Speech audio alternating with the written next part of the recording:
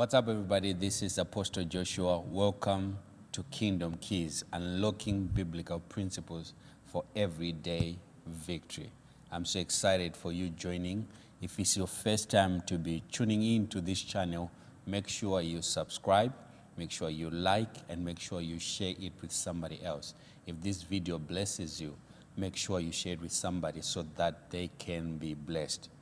The teaching of today is somehow going to help you to grow mature in the things of God. I'm going to talk about unlocking the 4 dimensions of God's power.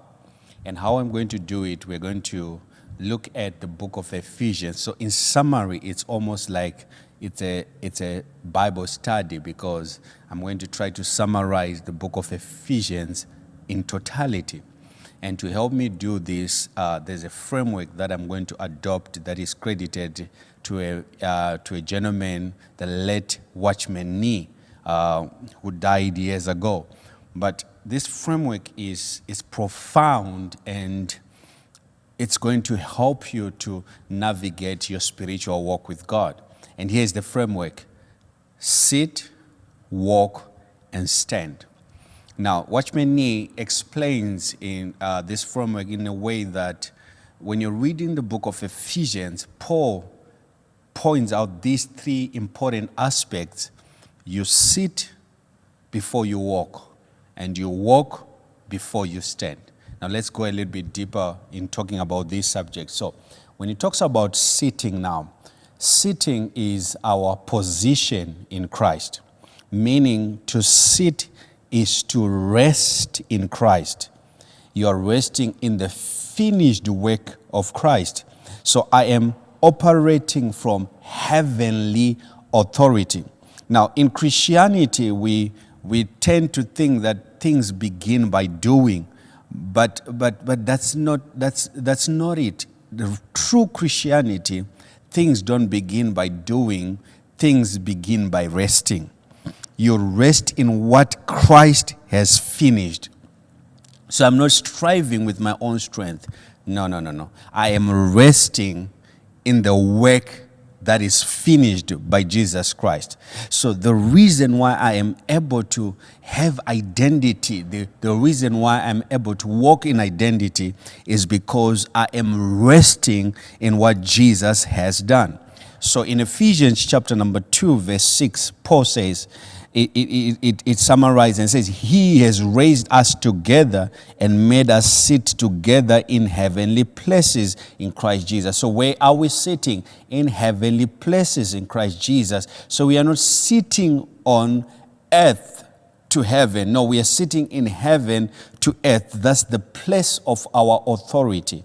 Many times the difference with individuals is some people operate from the earth to heaven, while the mature, they operate from heaven to earth, because they understand their identity is based on the place of their sitting. So you cannot walk until you know where you are seated. Now, when you're talking about sitting, speaks of identity. Identity shows your identity. It's not secure based on performance, but rather it's secure based on relationship. So there's nothing I can do that secures who I am. I am who I am based on my relationship with God. So what my sitting does is it secures, it speaks of my identity. It also speaks of my authority, because my authority comes from the position that I'm sitting. That means it's a position where I legislate in prayer. It's a position where I decree prophetically. It's a position where I enforce the kingdom order on earth. So my sitting, it shows my identity. Number 2, my sitting shows my authority. Intimacy. That means it's a place where revelation flows. It's a place where burdens are lifted. That's a place of intimacy. That's my sitting. It's a place where I enjoy the presence of God. Now, there is a dimension of power that allows me to operate from this position in heavenly places, and that dimension is called exousia. Exousia is delegated authority. Exousia is legal right. Exousia is kingdom position. So my authority is based on my position, my delegated authority. So I only have authority because I'm under authority. I can only move in authority because I am submitted under authority. So authority is an alignment issue. So if I'm out of alignment, I'm out of authority. So whenever you don't operate in authority, check your alignment, because authority is an alignment issue. You're only in authority as long as you are under authority. So the revelation becomes, I am not fighting for position, I am fighting in position. I am seated in authority. I'm not fighting for position, I am seated in a place of authority. So sitting establishes your identity.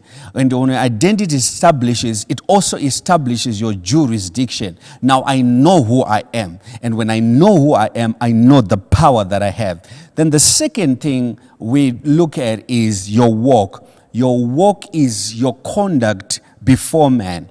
Now, when you're talking about walking, you're talking about your daily conduct.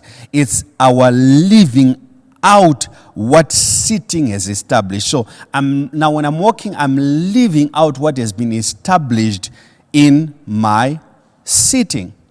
So sitting in Christ establishes identity, but walking expresses that identity. The only way I can express the identity that I have in Christ is by walking with God. So once seated in Christ, Paul begins to talk about your walk. So in Ephesians chapter 4 verse 1, he says, walk worthy of the vocation wherewith you are called. Then chapter 5 verse 2, he says, and walk in love as Christ also has loved us and given himself for us, an offering and a sacrifice to God for a sweet smelling aroma. Then verse 8, Ephesians chapter 5 says, for you were once in darkness, but you are light in the Lord. Walk as children of light, walk as children of light, walk as children of light. You see that he keeps on repeating walk in Ephesians chapter 5. He says walk as children of light. Then verse 2 he says walk in love. Then chapter 4 verse 1 he says walk worthy of the vocation. So walking becomes the outworking of our sitting. It is living out on earth. It is when I'm living out on earth what I have received in my heavenly place. So I can only walk when I know where I am seated.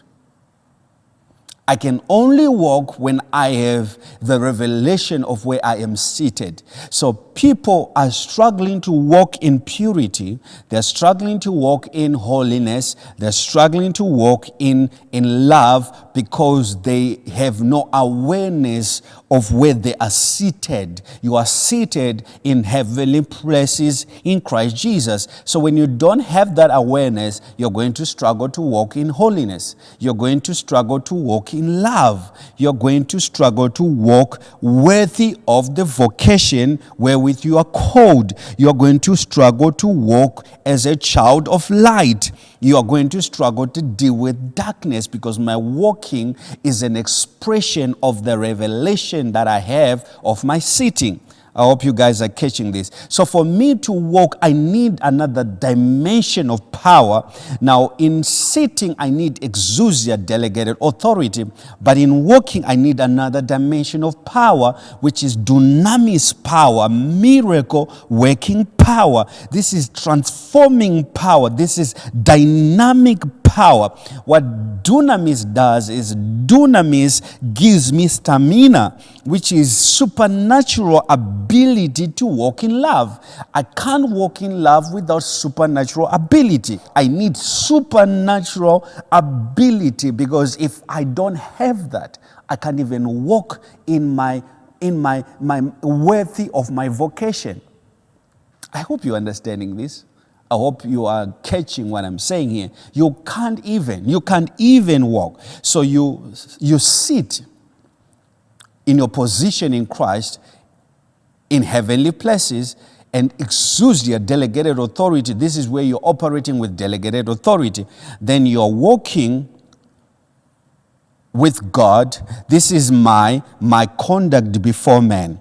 Then the third is standing. Now, standing becomes our posture against the enemy.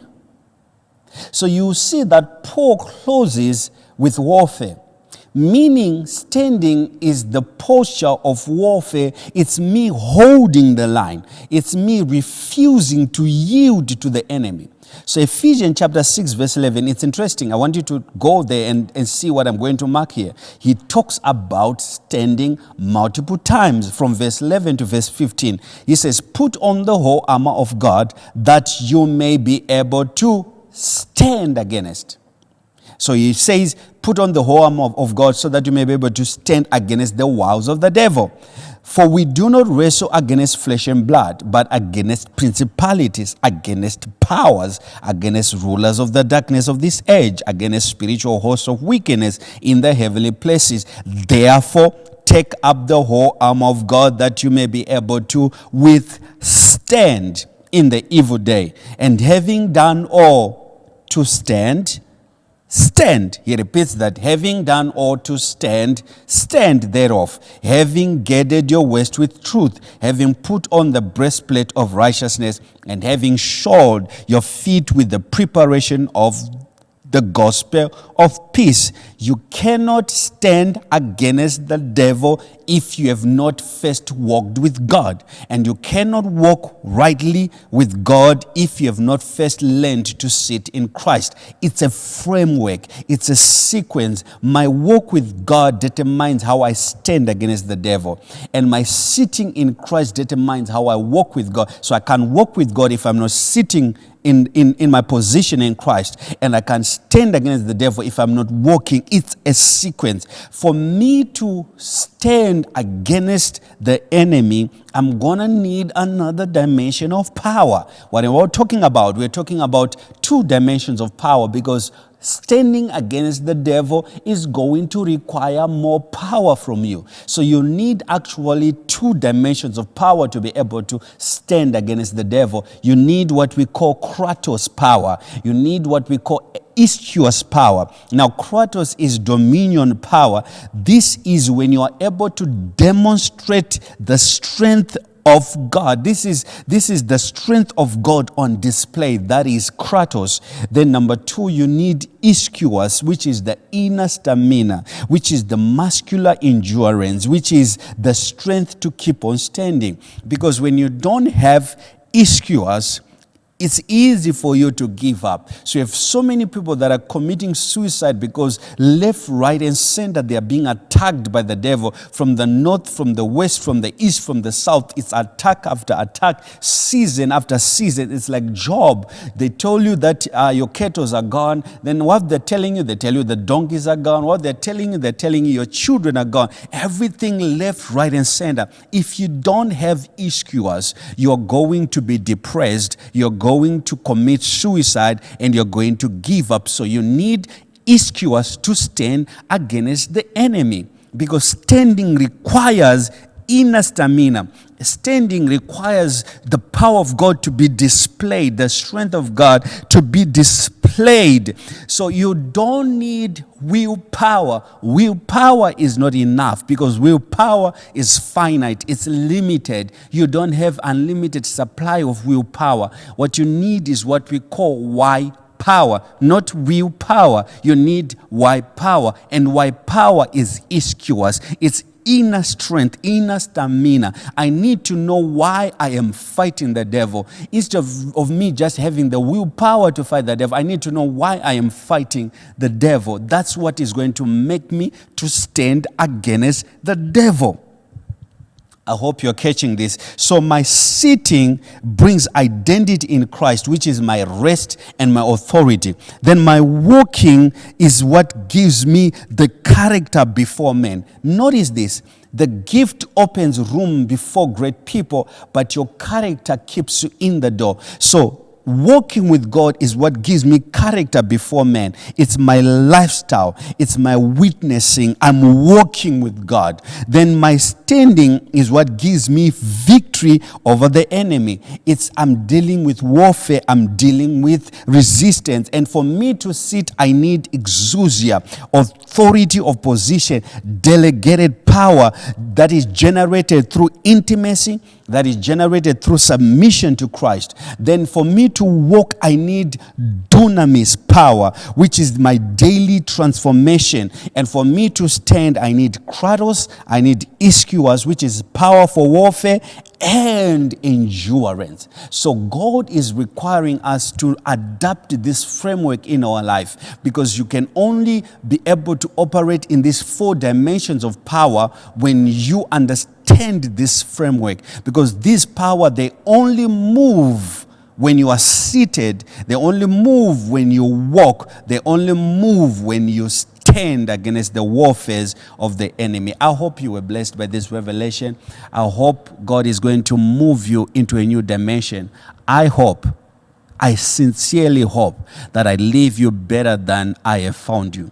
If you find this place being a place of harvest, make sure you are able to sow in the very same place that you harvest.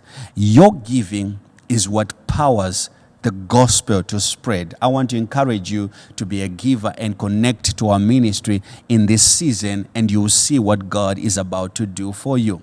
Now, if you are there and you're saying that I need to know my assignment, I need to know why I am here, I need to know my calling, I need to know what God has for me in this season, make sure you go to the website, you register for one-on-one with me. I'll be speaking prophetically over your life. I'll be speaking the mind of God over your life. And there's some people that want to grow their spiritual walk. There is a special WhatsApp group that I have created for those that are hungry for a new level in their life, which is called the Prophetic Pulse. You can also be able to click on that segment and be able to join this group for the hungry. I hope you will take advantage of these tools that God has made available for you.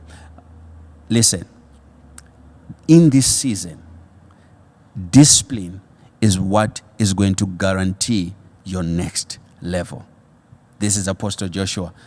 I'm signing out right now, but I hope you continue to stay in the presence of God. God bless you.